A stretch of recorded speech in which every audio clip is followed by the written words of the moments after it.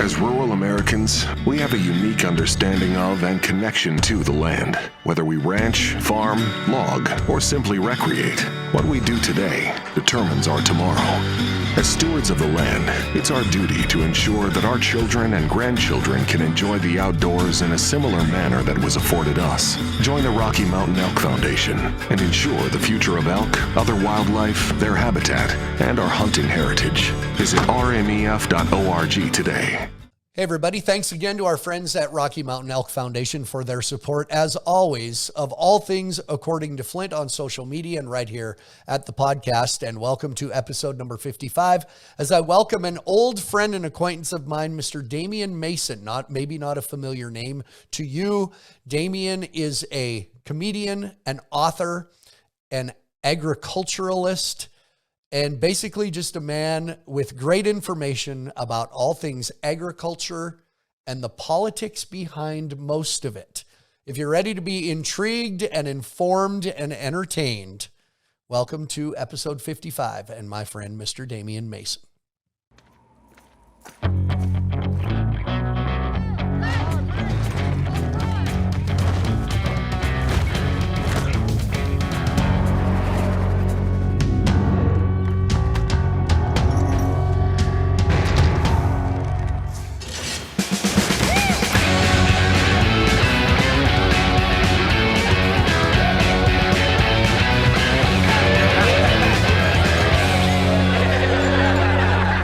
Well, welcome to episode number 55, according to Flint. And as I mentioned, happy to welcome a friend. We have not spoken in, it's been a couple of years. Yeah, 3 years. We have not spoken through COVID, nothing, because maybe we're not that good of friends. What are you, Damian Mason? Are you an agriculturalist? Are you an author? Author, by the way, of the book Food Fear. Everything in Damian's life is alarming. Damian Mason. Good. Hey, I'm glad to have you. There it is. Thanks for having me on here. I'll hold this up for the people that are watching your cool YouTube channel, which I just subscribed to. So you talk about whether we're not that good of friends. Why in the world was I not subscribed to the Flint Rasmussen channel as it is? I just finally did. Actually, it's the According to Flint channel. And I got a YouTube channel also, the Damian Mason channel. We're trying to get some people to go to, so your people can do that. I am holding up a copy of my book about the past, present, and future of agriculture. I don't care what you refer to me as. I've been around here for a long enough time, and you have also, that as long as you always are making forward progress. There was a time when people used to call me a comedian. Then I've been a farm kid. We mostly go now by book author, podcast host, and agricultural economist and farm owner. Been getting a fair amount of media. The one good thing that you and I both went through, we get on stages. You get on a stage in front of PBR and do your entertainment of those awesome crowds at the PBR events. I get on stages in front of corporate agricultural events and association events in the industry and talk about outlook and insights for the business of agriculture. We both went through a little phase where there were no events. There was no bull rodeo. There's no rodeos. There was no corporate meetings. So there was a little challenge, but you and I both figured out other stuff to do during 2020 and 2021. I did do a bunch more work on my farm, and I got to say, I kind of miss it because now I'm back to bump on the road really hard, and I drive in the driveway. I'm like, that needs done. That needs done. I haven't even been on the tractor in 3 weeks. This needs done. And unfortunately, I'm on airplanes and doing other stuff. So the farm's in need of some attention right now, but all's well. The COVID stuff was hard and depressing, and you sit by yourself, whatever. And then everything comes back and you think, oh, great to be back to work. And then after a couple of weeks, like, no, I liked a glass of wine at 2:30.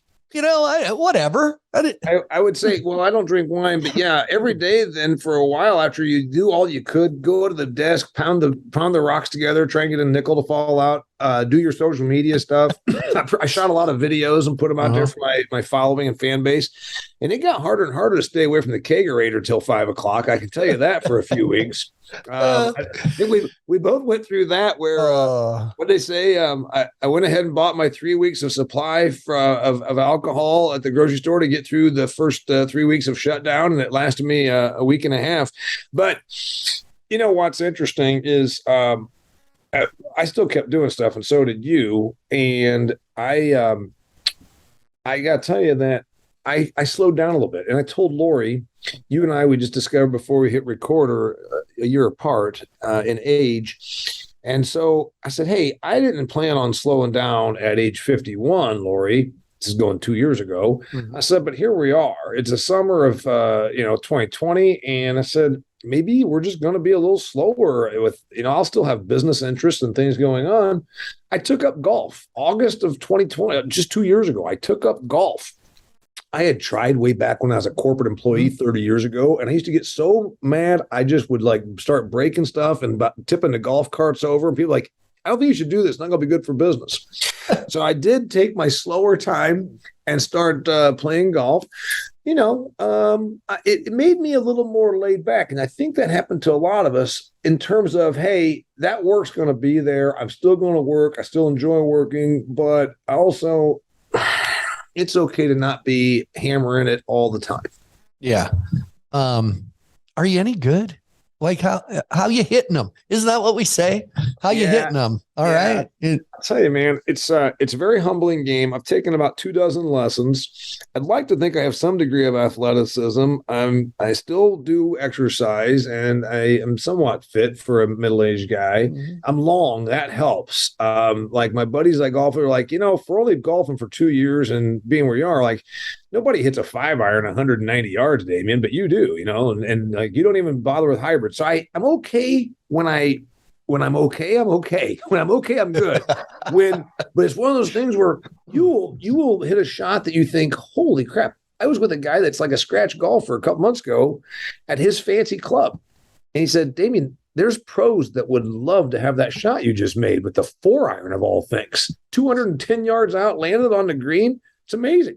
And then like the next hole, you look like someone may have just injected some sort of poison into your spine and like made you like paralyzed that you looked that bad. Like, what the hell just happened? So it's a very difficult game to be consistent. Yeah. It pisses me off. That's it. I've golfed for a long time and I've let up, and then of course I know it's in there, but it just, anyway, so it pisses me off. I'm still in the low. I'm a low 90s. I'm probably, my goal now is to get below bogey. I'm a touch over bogey golf for the most part. If I play an easy course, I'll be below bogey. But if I play a normal, I'm probably just a touch worse than bogey, and I want to get that pared down. So that's one of my objectives. Bogey golf is good. Hey, before we get into some meat and potatoes, when you look somebody up and you learn new things. You're a Purdue guy. You're a Boilermaker and I knew you were an Indiana guy. You went to Purdue. What I did not know, you have been called a comedian. You studied comedy, improv, and writing at Second City. You actually went to an improv place. I tell people all the time, there's places people go. Yeah. To learn, everybody on Saturday Night Live and all those shows, they go to that. So I get asked a lot, would you ever retire from the arena and do schools for, I'm not a classic clown, more an entertainer, comedian.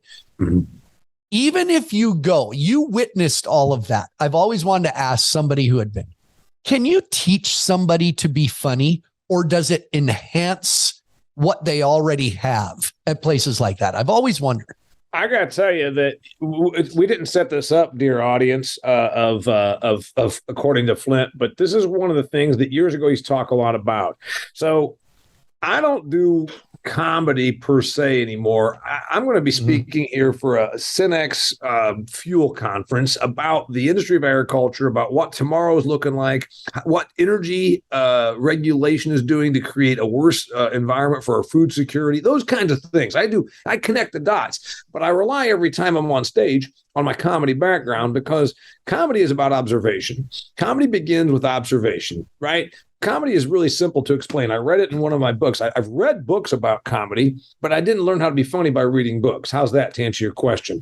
And comedy is explained in this book that I read, and I've read a bunch of them. George Carlin, Jerry Seinfeld, I've read a bunch of them. And comedy is observation with point of view and perspective delivered with a punchline. Very easy to explain, very difficult to turn into a business, right? You're entertaining, I'm entertaining. So I started 28 years, almost 29 years now. I started out by doing political comedy. I was funny. I've always been funny. I was a funny kid. I'm the youngest of a large family. I'm the ninth kid in my family, so I could make people laugh. I had to do it to get attention. I was funny in school. I was witty. I could say funny stuff. I was not a classically trained comedian by any means. I was a corporate salesman when I quit my job to try my hand at political comedy. So to answer your initial question, which I used to cover a lot, you cannot teach funny. Teaching funny is like teaching tall. You either are. I agree. You are either tall or you are not. You are either funny or you are not. Period. And then people would say, yeah, but in your bio, it says you studied improv and comedy acting. Okay, here's why I did that, comedy writing. I was 8 years into my career when we had our big setback. 9/11 happened. Nobody wants comedy. Nobody wants political comedy. Corporate events got harmed because nobody wanted to go on airplanes. Plus, I was in a very unique situation. My political comedy act was predicated on me dressing up as Bill Clinton and doing an act sort of like a Saturday Night Live style sketch, but it was personalized to the audience for corporate groups.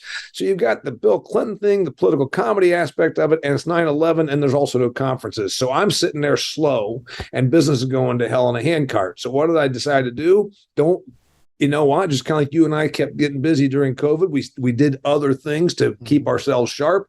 I looked at like going to the gym and doing a workout. I drove to Chicago every week and took classes at Second City to make me stronger and to learn what stuff. I'd already been at it for 8 years, and I'm in there with bunch of kids that are younger than me. I'm in my 30s. I already owned a farm and a house. You know what I mean? I'm like, I'm going to do this. And a bunch of those folks thought it would be a diversion. I've got a corporate job. I want to do something creative. Or I'm living with my mom and dad, and they told me to find my life. I'm going to do this because I'm probably going to get on Saturday Night Live, which, of course, almost nobody ever does. I did it as going to the gym, and I said, maybe I'll end up, this will boost my showbiz. Something will come along. But either way, I'm doing this to make myself stronger because I'm in a transition phase. So it's kind of like going back to school. You talk about golf. It'd be like the person that decided to go and get professional lessons after playing already at a pretty high level for a while. I was already a professional comedian for 8 years before I ever took any classes. I've tried to explain to people, by the way, I'm the youngest, but only of four. Mm-hmm. I've looked back on Christmas cards that my mom wrote. She was a writer. She wrote them all up. And everyone went from when I was 6 years old to 13. Well, Flint's still keeping us all entertained around here, So I agree, because I get a lot of people. People would pay money to come to a school where you teach them how to this. And I always say, you're either funny or you're not. It's a weird part of the brain that it's observation where everything you see, you try to look at differently. I just had a kid in here a couple of weeks ago, and I told him, I was trying to help him with material as a rodeo clown. And I said, pay attention. And he said, huh? Pay attention. Everything around you, it's out there. It's there. You just have to pay attention. So it's a curse, Damian. It's a curse. No, it's you and I've never really waxed on about the entertainment thing, but it is interesting. And I mean, you and I we've been at it for a long time. I remember I went to a doctor, and I don't do that very often, but let's say it was a decade ago. And, this guy hears that I, used to be in movies and, used to be a comedian and all that. He was just intrigued. Like, I'm sure he goes to the cocktail party and it's like, oh, you're a doctor. And I don't ever do that. But he probably then was the same way coming into that, medical exam room where he keeps saying, "Oh, you used to be a comedian. I just find this fascinating." He asked me all kinds of questions. And I said, well, you were really intrigued by comedy. And I said, I said, that's fine. It's my business, or it used to be. And then he said, I just find it to be amazing. I just love it. And he went on and on and on about it. I said, okay. He said, I always wondered what it'd be like to do it. I said, are you funny? He says, well, I could learn. And I said, and that's where you're wrong. He says, huh? And I said, you like going and learning how to do a tonsillectomy. It's not like learning how to do surgery. It's not like going and I said, you can't teach funny. I could take a funny person.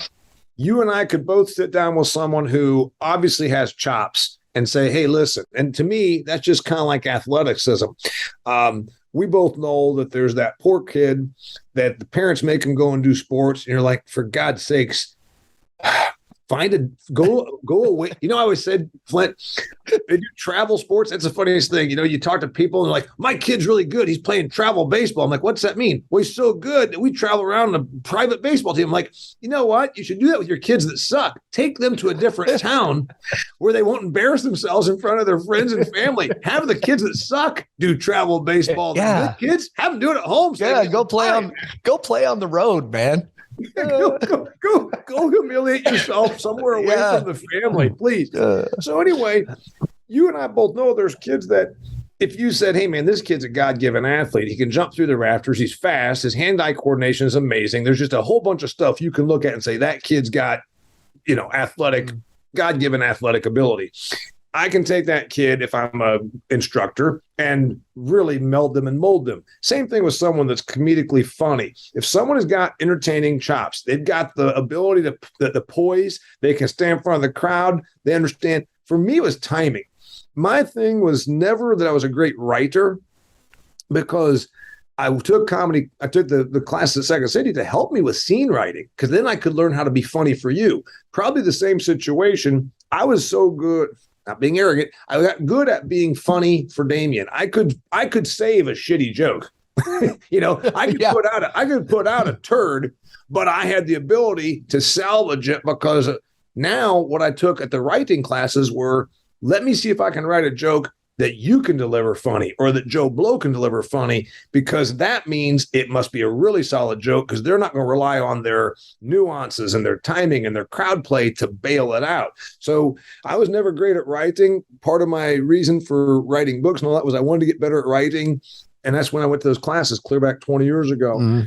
My strength was timing and crowd interaction and being on my feet. I mean, same with you. When you're in front of that live audience, you don't get stumped. You don't get rattled. You can bail something out. You probably the same way. I used to have planned ad libs. You're like, I thought an ad lib meant it wasn't planned. One night I pulled out this thing. It really worked. I put it up my sleeve and said, you put it in. I put it in the Rolodex. And then the next time it happens, you make it look like that never happens because I'm not a good writer. But I can, there you go. So you basically have a half dozen what I call planned ad libs where they're in your Rolodex like, hey man, I pulled this out just because it worked. I'm not going to use it. I'm going to keep it. And there's going to be these aces up my sleeve when I'm in a bad night. I'm going to yank this out of here. So that's where you say, okay, well that's training. It's only training that because you've done it. It's not training I don't think you could teach. I don't think I could teach a kid, hey, if you're really struggling up there and this happens, use this planned ad lib. It wouldn't work. No, it's funny we could do a whole hour of this stuff because I've always said I work with guys that come with a book full of things they've written down.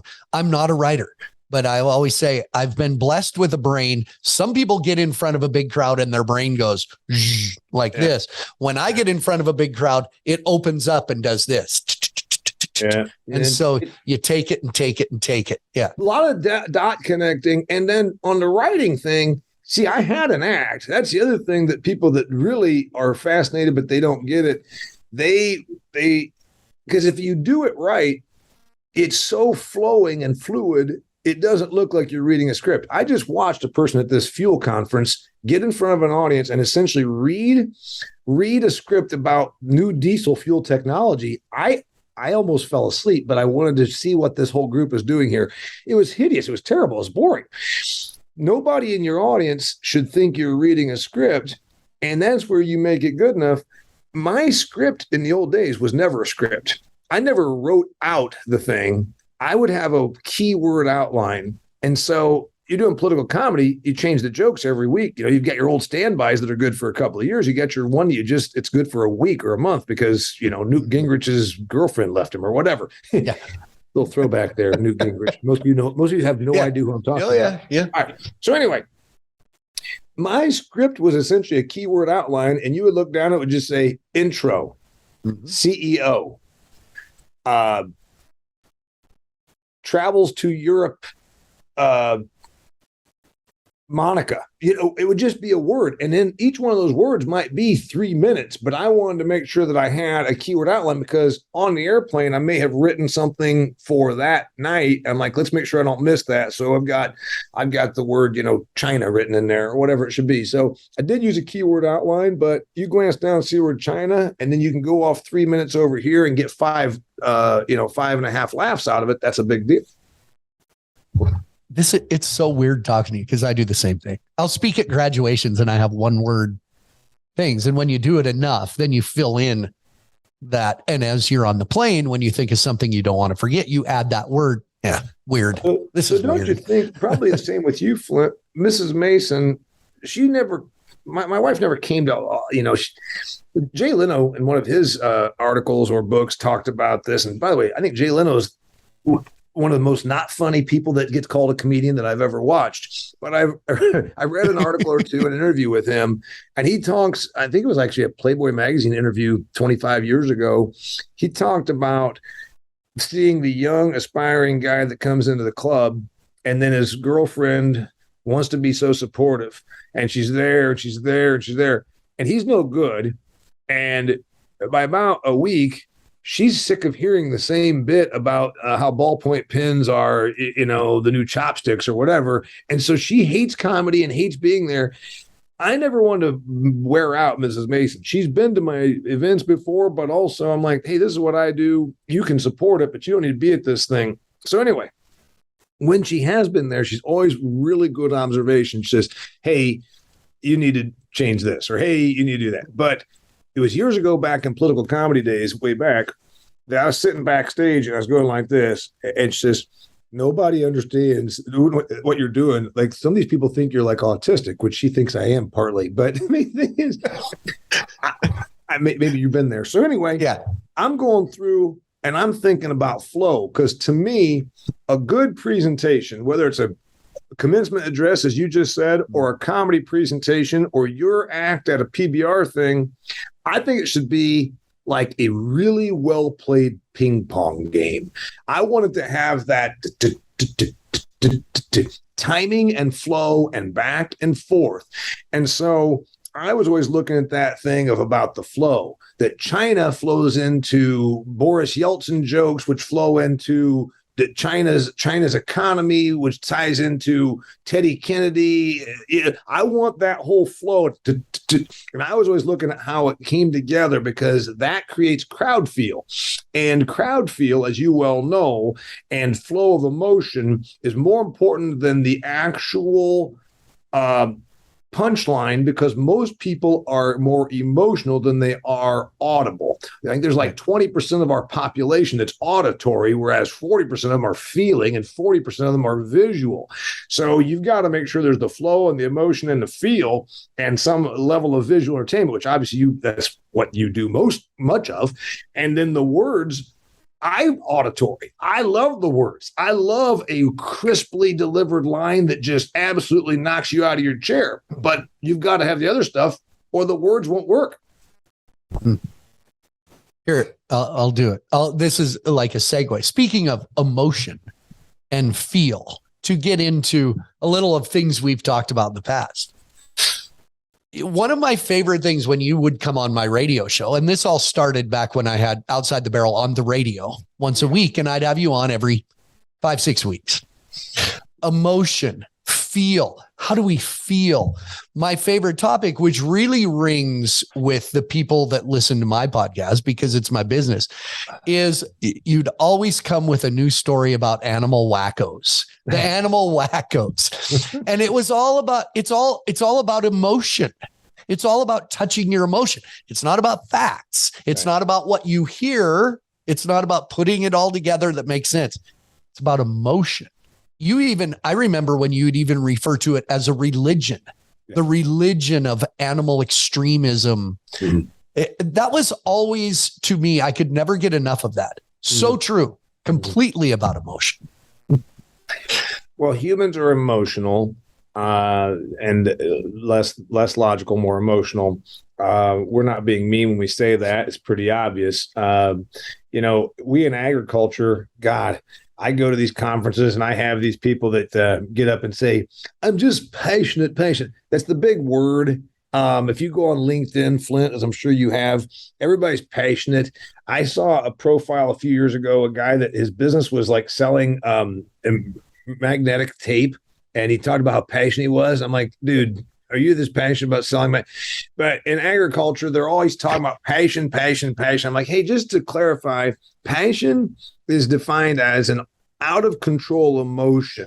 When a guy kicks in the door at a seedy motel on the bad side of town and kills his wife and her illicit lover with a shotgun that they're having an affair, they call that a crime of passion. Are we really there over soybeans? I hope to God not. Well, true. Anyway, but while we know people are emotional, I think we almost give license to be ridiculously emotional. We talk about how passionate we are and how we just can't move. So yes, people are emotional. I hope they're not that impassionate to where they want to, shotgun somebody over soybeans. But anyway, when you do what you do, you deliver information in this format right here. And it's got some entertainment value. And then there's also some emotion to it. That is fine. When you're at the arena, it's a touch more emotional because it's entertainment. Now I've got to do that thing where I'm talking about some agricultural economics issues and how the cost of interest rates and fuel are going to perpetuate food inflation. I've got to do it in an emotionally evoking way, but also in enough informative yet entertaining way that they stay tuned in. So that's where it's a good thing that you and I were showmen when we were kids, because we're still doing it. We're just doing it in a different venue with a level of intelligence and perspective. And obviously now, like you said, it's the observation. We bring the stuff that we see. And we say, you see this too, but let me show it to you from my perspective. Yeah. How did we get to a point as I am standing on a street in New York City, surrounded by people who have never heard true silence or seen true darkness out in the country, or has never seen cows literally standing out in a green pasture? How is it that they can convince the world that cow farts are the problem? Where technically cows don't fart, by the way. But how have we gotten it? That's emotion. That's playing to an emotion of people that truly don't see the true facts. How have we done that? So I'm going to college there at Purdue, and it's about an hour and a half south of Chicago. So it's in, it's got plenty of rural Indiana agricultural stuff around it. It is the ag school. A lot of people didn't know that. Purdue is the land grant ag school. It's the version of Montana State or University of Wyoming, and it's the one in Indiana. And so I'm in the School of Agriculture there at Purdue, and I got a bunch of these kids that I know that are from Chicago, and the ones carrying on over a couple of beers, talking about, when they drove out from the suburbs from Illinois and were cow tipping. And then he was going on to some of his other buddies that are like from New York about cow tipping. They said, Damian, wow, man, you probably done something. I said, that's all completely bullshit, don't you? And they said, what? I said, this kid that you're hearing this from doesn't live anywhere close to the country. So he's telling you that him and his buddies drive out to the country. And I said, if you walk down to a field, you're going to start pushing a cow over. You're going to push over so this 160-pound kid's out there pushing a cow over. Well, he sleeps down. I said, no, that's not true either. I said, so when you think about it, this misinformation, whether it's cow tipping or cow farts, it's about the same thing. you and I have raised animals. You and I have butchered animals. You and I have been in the livestock facilities around North America, whatever. We understand what it is. We understand the entire part of agricultural production and whatnot. You got people that were going to an agricultural university just 25, 30 years ago, 30 some years ago when I was there, talking about cow tipping. They might as well have been talking about cow farts because the audience was still so ignorant about that it did not matter. So now imagine you lean left and you say, Damian, let's not get political. With about a 95 to 5% ratio, vegans and vegetarians would tend to line up more on the left-hand side of the column than the right-hand side. That's a fact. Yes. Okay. And then you say, all right, Alexandria Ocasio-Cortez knows that her base are young, liberal folks looking for a cause. So, and she's dumber than a box of hammers, but she is at least smart enough to understand how to manipulate people. So if you're dumber than a box of hammers, but you're smart enough to at least manipulate people, and you realize your base, because then I have folks in ag say, well, doesn't she realize that hurts her? What about people like me that want to eat steak? I'm like, you were never going to support her anyhow. They make the calculated decision to just go, always talk about in business, are you shallow and broad, or are you deep and narrow? She's deep and narrow. She is absolutely going to appeal to left-leaning, sometimes hard left-leaning. She was the first one that came out and called herself a social democrat, which means socialist. So it doesn't hurt her at all with her base, because a certain group of people, meat-eating conservatives, are never going to vote for her anyhow. So when you think about it, her saying that cow operations should be shut down, there should be rationing of burger. She had an MSNBC town hall about 2 years ago. That's where she talked about cow farts and there should be rations. Well, everybody in that arena are her supporters. And the person interviewing her works for MSNBC, which obviously leans her way. So when you think about it, the more she rails against those evil people out in Montana with their cows that are farting and hurting the environment, the more it plays to her base. Also, there's so many people that are in the middle that maybe don't think that they're necessarily Alexandria Ocasio-Cortez voters or fans, but if she's on TV saying that cow farts are harming the environment, there's a certain number of those people that think that must be true. That's the tough part that we got, is that, they've never been there. They're never going to be there. And they choose to consume whichever media or whichever messaging they want to hear.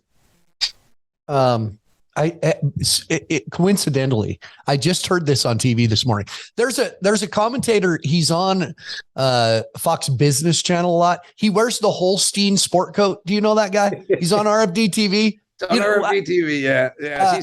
He's a markets guy. He does the green markets guy. Yeah, I got it. Yeah, I can't remember his name, but I thought of you because here we were doing this today. He put it a good way, and I would just say it, but then I'd be stealing. But he compares, they keep talking about plant-based fake meat, Yeah. He says, it was brought up in his interview, and he said, it's not a worry because it's like decaf coffee and non-alcoholic beer. Nobody really wants decaf coffee, and nobody really wants non-alcoholic beer. It's just the other option. And I thought he put it a good way. He said, nobody really goes to a steakhouse to get a plant-based steak. It's just another option because they got stuck there. So he says it will never be a big market. It's just a talking point to build on, and it's an option.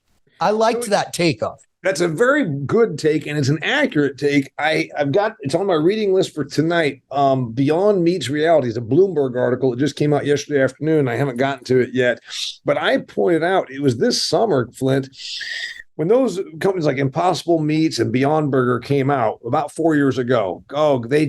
They had so much money invested in them from huge sources, the Bill Gateses, Jeff Bezoses, and all those. And they debuted, and then their stock market went up, and then it was all this whole propaganda, frankly, that all of us are going to switch over to this because it's so much better for the environment, and cow farts. As you pointed out, methane is mostly from cow digestion through the burps, if you will. Anyhow, it's all ridiculous. And then their share prices went up. So about this summer, I think it was, or spring, I'm checking it out. Beyond Meat's share price had dropped 81% from its high. So that was mostly just hype that took that share price up. And it was not because of actual sales. It was not because of an actual business model that's like, oh man, this stuff is really doing well. They had their flash, they had their 15 minutes. My hometown, which is a factory and farming town, even had Impossible Whoppers at the Burger King. Mm-hmm. They don't need more. So the consumer tried it. The consumer got caught up with it. Consumers tend to do that. It's the new fad. It's this thing. Have you tried this? It's the Rubik's Cube. It's whatever the thing is, but it didn't last. Best testament we can go with is during the pandemic when there was plants that processed pork were shut down.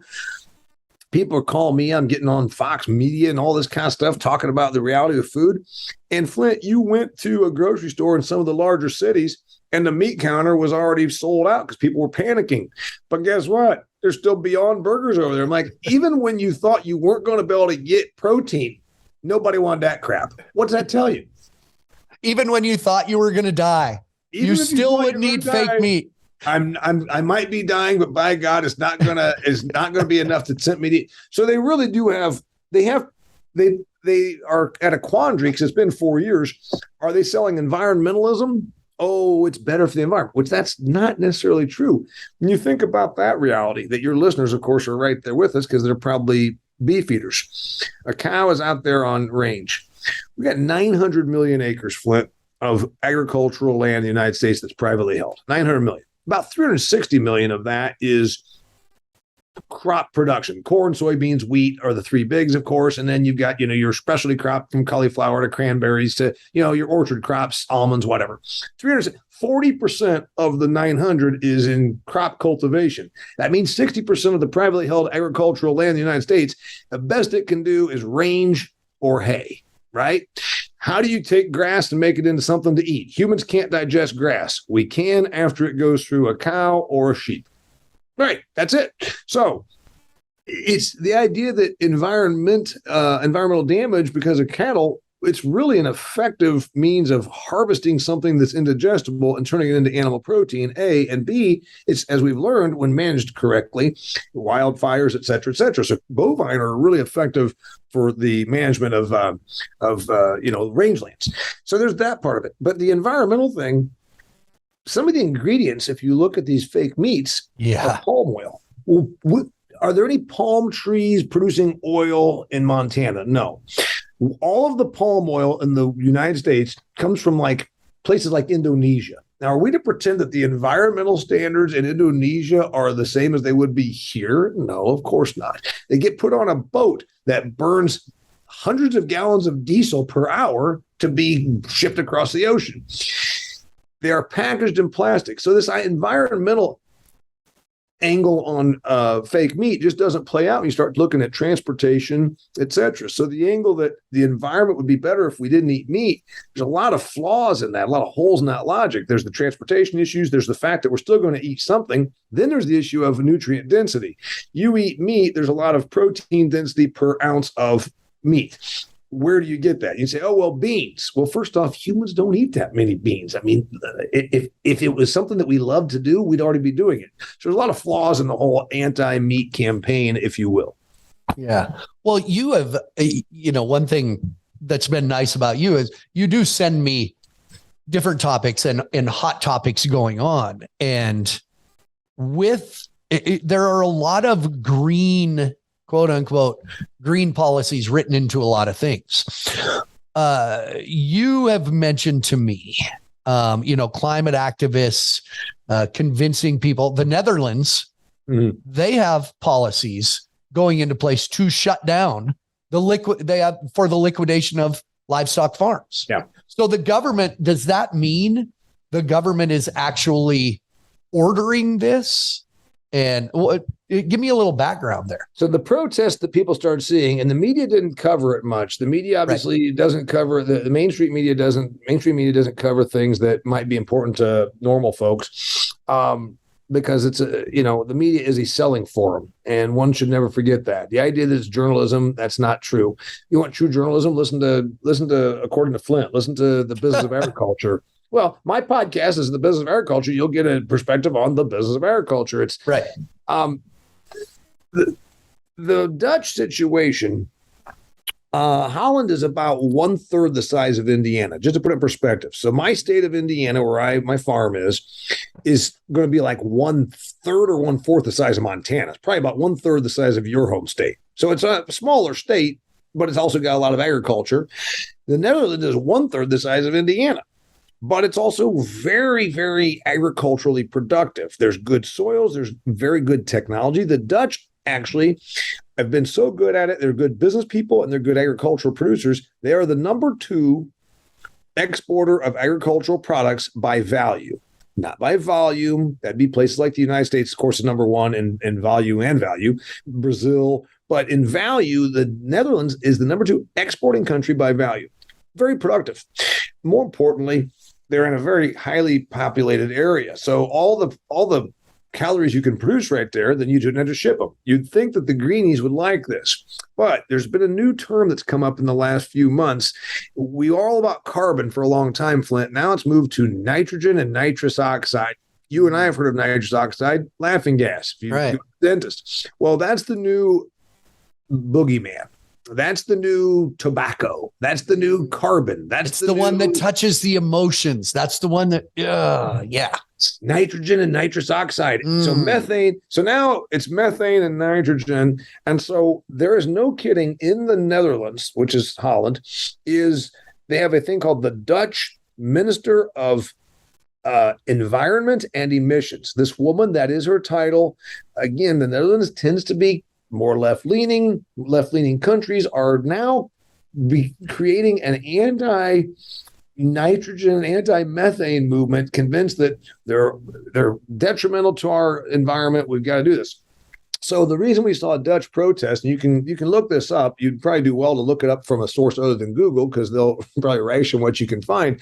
The Dutch farmers took to the streets, drove their tractors, did traffic blockades, and said no, because one of the proposals was, if you're in an area that's got too much nitrogen density, you will be forced to liquidate your livestock, which ultimately then, if you're paying for your farm through a livestock enterprise, you may not be able to afford your farm. You might have to liquidate your farm. You're talking about farm operations in some of that part of the world that have been in operation since the 1600s. So you can imagine the emotion that creates. Hey, you're going to have to go and liquidate this farm that's been in your family for 400 years because we're going to force you to get rid of your hog operation or your cattle operation. They do a lot of dairy. They do a lot of pork. Mm-hmm. From an environmental standpoint, the part that's pure emotion versus logic is this. The Americans, the Western Europeans, we get influenced by all these anti-meat movements, but they don't ever really take any effect. We're still only about 2% of the population that's vegetarian or vegan. The vegan crowd, Flint, will tell you it's 8% of the population, but when you actually parse the numbers, it's never really that high. Well, I'm a vegetarian except I eat chicken. Well, I'm a vegan except for it. So it's only really about 2%. It's a hard lifestyle to even adhere to. You know, to be a vegan means you're going to have to look through everything in your every day and say, is there an animal byproduct? So the reality, the reason it's higher to them is because they tell you about it so much, it seems way higher. And you want like doing CrossFit. So let's just say you're a rabid vegan, and all the people you hang out and drink coffee with and don't eat meat with, some of them do eat meat, but they're afraid to admit it in front of you. So again, even many of the people that self-report as being vegetarian aren't really. I can pull data on that. So here's what I'm going to point out. The people in Europe want to eat meat and milk and eggs that comes from those Dutch farms. And so we're still going to produce them somewhere on the planet, just not in the Holland. Holland has among the most efficient agricultural producers in the world, meaning they use less natural resource to make that pound of pork or that gallon of milk. So what's that really mean they're doing? You're offshoring your environmental footprint. We know that our people are still going to eat bacon, but we don't want them to make it here because it's politically our big thing to say that we should shut down these farms. Okay, go to Brazil, where they're way less efficient and the environmental degradation is 10 times as bad, and you're bulldozing out the Amazon forest to build hog facilities. It's asinine and it's not logical. But again, none of this is. It's emotional. This bad part of this, Flint, is this same concept caught on in Ireland, and Justin Trudeau up in Canada is talking about the exact same thing, that we're going to reduce our nitrogen emissions, and we might. And here's the deal. the consumer wants meat. I wrote about it in my book right here. 220 pounds of meat consumption per American per year 2 years ago. That number is going to come down a little bit. It will not be because of environmental stuff. It'll be because of cost, because right now your groceries are going up faster than your paycheck. But the point is, consumers want meat. The more money you give them, the more meat they consume. This is proven again and again, looking at any global economic index. When you give somebody a pay raise, they eat better. And by eat better, that means meat. So all the movement of environmentalism is really going against what economics and human nature dictates and wants to do. It's almost like we're not going to produce oil, but we're going to have them produce more oil and we're going to bring it here. As long as it's not happening here, we're blind to it's the same thing. It's the exact same thing. And then what even makes it worse, then we're transporting it further, which should be worse, which is worse for the environment. And we're doing the production in a country that does not have as good of environmental standards as we do. So it's, again, worse for the environment. And like I also just said, there's the productivity. The most efficient producers of animal protein happen to be in Western Europe and in North America.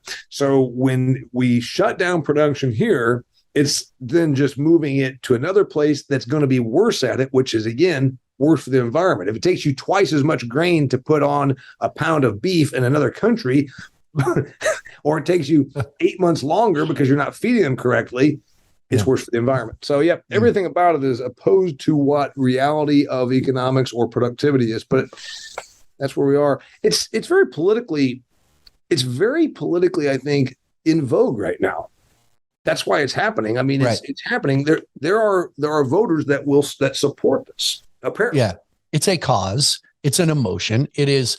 Well, you mentioned kind of in passing about, because right now, the cost of our food has gone up above what our paycheck is. Yep. The cost of food ties to the cost of energy, basically, right? I mean, that's why you look and a steak is so much more, because cost of energy is up. So the production of it, correct? Does it go back to that? They tend to walk down the same aisle hand in hand. If you look at it, and most people don't, I'm not going to get in the weeds of the economics, but let's just look at this logically framed by this, at least got a gauge on a little bit of world history. Any economy that is thrived in the last 100 years has had two things: abundant food and abundant and affordable electricity. So energy goes, and I'm not just saying just electricity, also fuel, but the point is energy and food, and they both obviously feed another, and they both also feed us, and they feed our economy. The United States has the least costly food. The most affordable food in the world is here in the United States. That is changing rapidly with this inflation. 5 years ago, we spent about 6.2% of our gross income on food. That number is pushing double digits right now, because you saw what happened. The report came out a week or so ago. Grocery prices 13.4 to 13.5% up. So you go up 13.5% year over year. Eggs were up 40%. Meat is up 25, depending on the cut and the type. So we've got a real problem there. When wages are going up 3% and your food is going up 13.5%, it's unsustainable, right? And I mean sustainable as in it can't last. Energy, I know that there's certain folks that like say, oh, well, gas has come down. Well, it has a little, but it still is high, and it's higher than it was just a year or two ago. Diesel has come down by a lesser amount. And what do you think drives the global food system? Well, how do we truck stuff? How do we push stuff around on trains? And how do we put stuff on boats? That's all diesel, and not to mention the tractors and the combines that are out in the fields.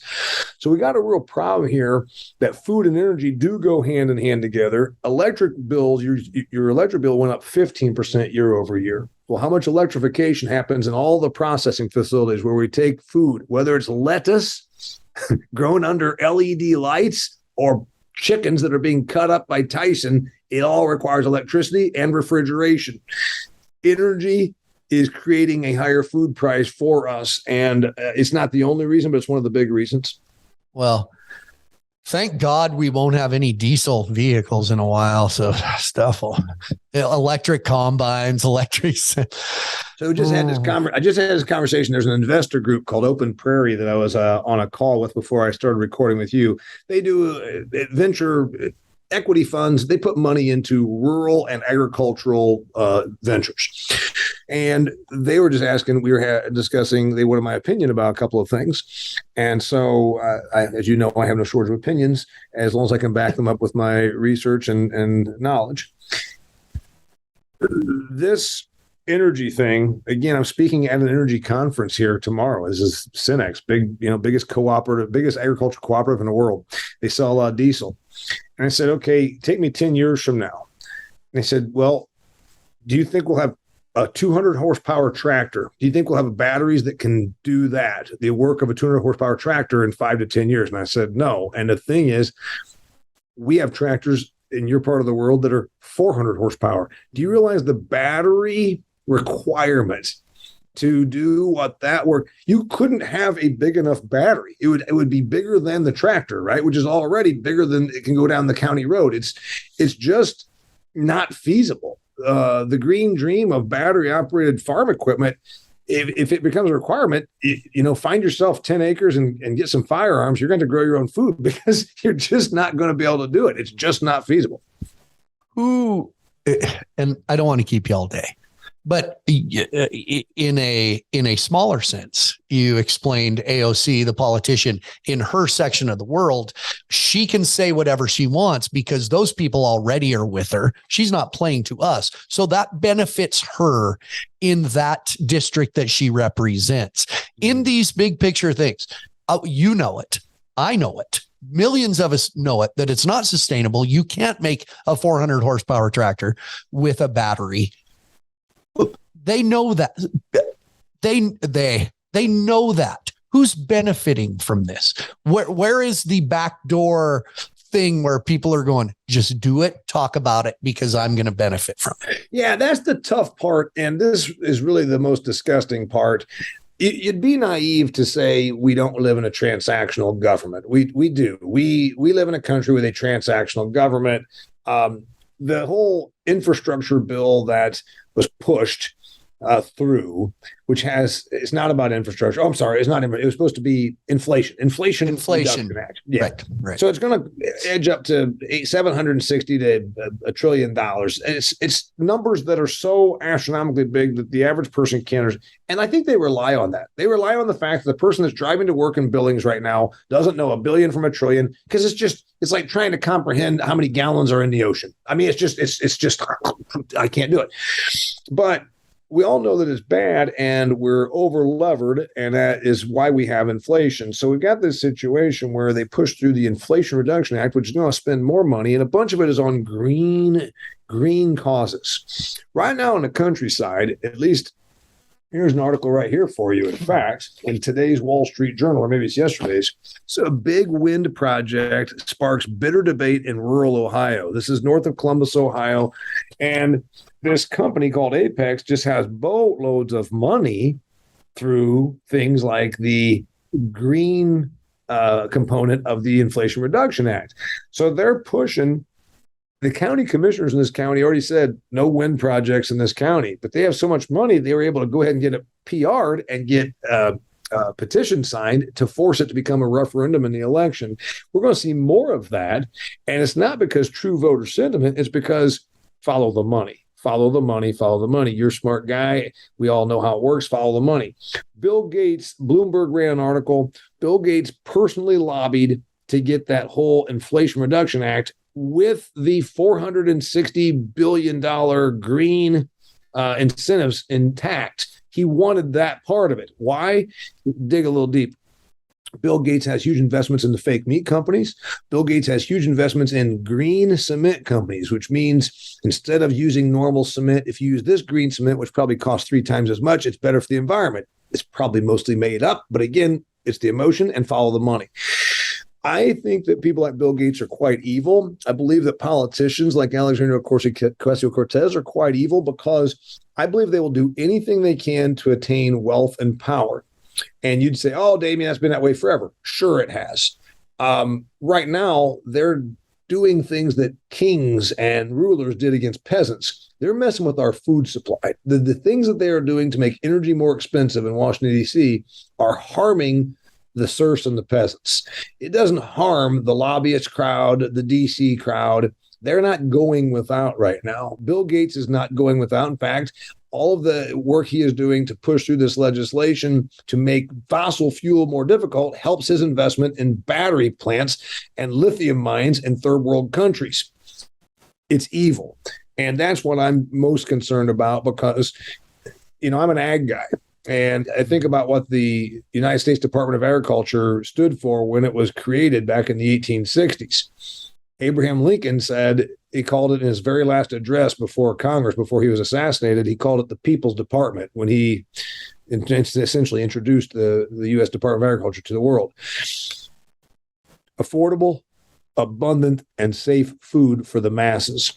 And you're talking about a country that now, just less than a couple hundred years from the incarnation of the USDA, is now saying we are going to push through what we call environmental green policies, even though they're not really going to make the weather change. They're not going to do anything for climate, but they're going to ingratiate people like billionaire Bill Gates because he essentially paid us to make this legislation happen.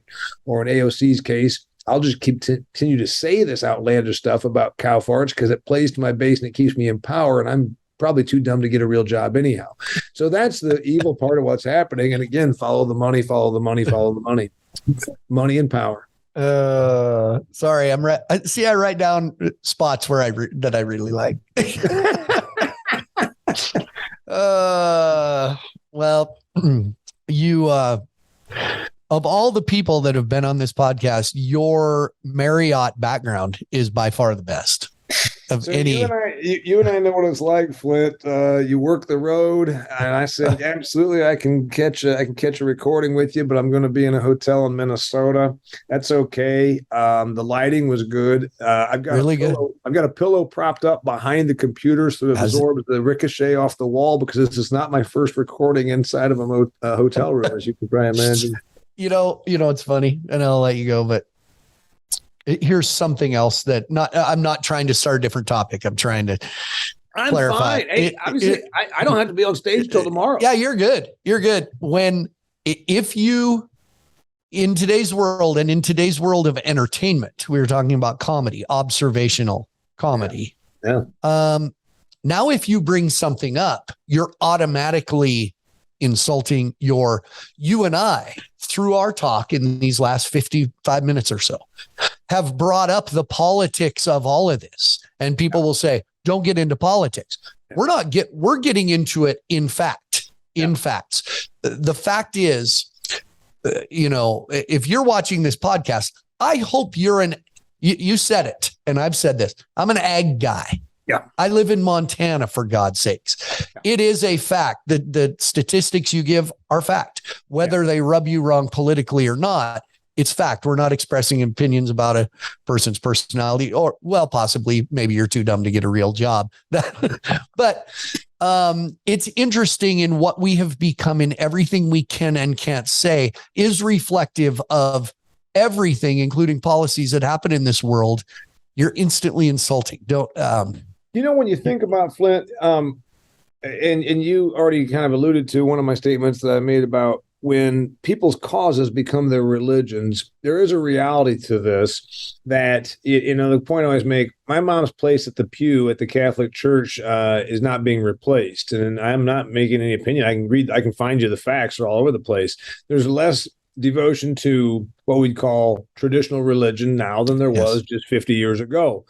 And so that doesn't mean that humans, the emotional beings they are, don't adopt other religions. They adopt climate change. They adopt mask policies. They adopt cow farts. They adopt whatever that thing is that gives them fulfillment. They adopt veganism. These are religious type movements for the individuals that are in that space because it makes them feel good. It gives them fulfillment. And also it's their church. If you're a vegan that's convinced that cow farts are destroying the environment, even though it's not accurate, and that if we all switched over to, eating earthworms would be better, you're going to find other people that believe that at the rally you go to and carry your sign, and that becomes your tribe. And so humans are at their very core still very tribal in this way, as well as being emotional, as well as generally being scientifically illiterate. The climate thing, people say, oh, you're a denier. I'm like, if you have to insult me by coming up with a term denier, which was actually brought up years ago when people questioned the Holocaust, you're doing this to misrepresent me. The reality is I'm pointing out that eating meat is not destroying the climate when there's so many other elements to this entire thing about emissions, et cetera. In fact, agriculture could very well be the best solution to any environmental improvement we can make. Again, we talked about grazing animals as management, talked about eating local, all those kinds of things. So I get tired of the arguments that come at you from the zealots of their causes, because there's never an economic or realistic or logical component to it. It's that I'm doing this because out of force generally, and I'm doing it because it makes somebody money behind me, or it makes my followers follow me to a greater degree. Yeah. Basic, because I know you know this, but I think about a lot when I hear about cows and how bad they are. There's a spot a couple hours down the Yellowstone River here from where I sit, where it is recorded that whichever of Lewis and Clark went back down the Yellowstone, past Pompey's Pillar, where they stopped. Didn't one of them just say, I'm going to hang here for a while? Or what happened to the other? I don't know. Whatever.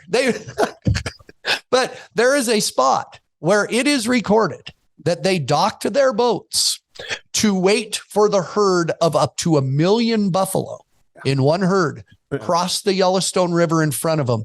And it virtually dammed up the river because of so many. Technically, there were more bovines on this continent then than there are now. Yeah.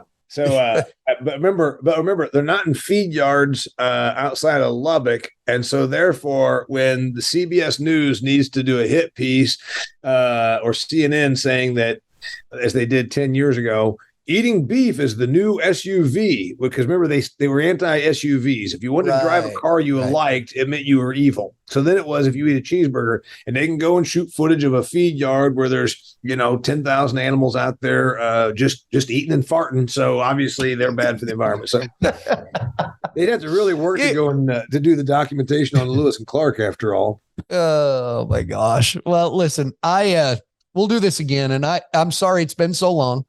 We both went through all the COVID, all personal stuff, and I forgot how much I like this. It's good stuff. And I try to keep some good stuff for you. So you know what? Anytime you want me to come on and talk to you, I'm happy to be a part of According to Flint. If any of your people want to keep up with my stuff, I got a YouTube channel. You can find all my stuff at DamianMason.com, DamianMason.com. I'm all over social media.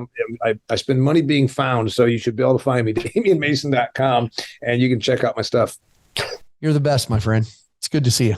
Thanks for being here. I appreciate it. Thanks for having me here.